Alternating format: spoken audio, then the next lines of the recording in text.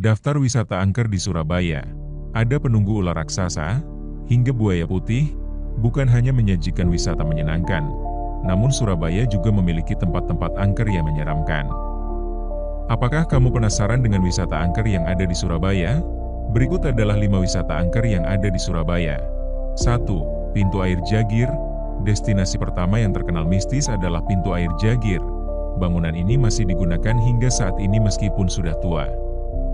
Berdiri sejak tahun 1917 pada zaman kolonial Belanda, bangunan ini digunakan untuk mengantisipasi banjir di Surabaya pada masa itu.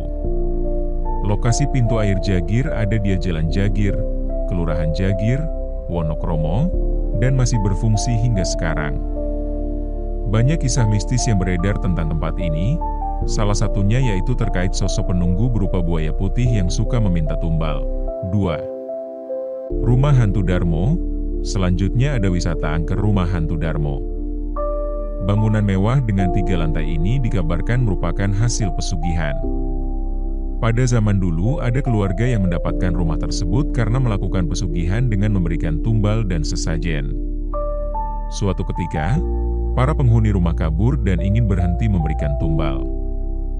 Mereka pergi lari dengan menaiki kapal. Namun naas, kapal tersebut kemudian tenggelam dan seluruh keluarga meninggal. Selain itu ada 2 penjaga yang masih ada di rumah itu. Tetapi malang, para penjaga tersebut meninggal tanpa diketahui kasusnya hingga kini.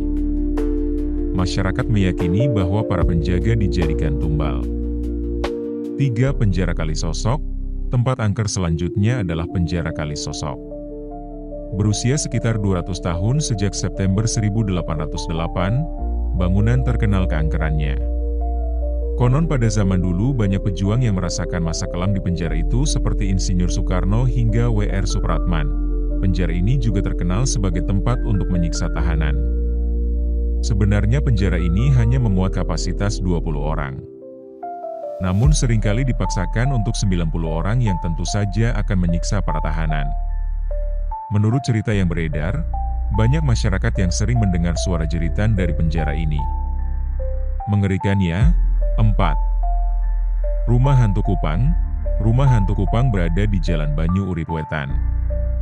Memiliki arsitektur kuno dan tingginya lebih dari bangunan di sekitar. Membuat bangunan ini mudah ditemui.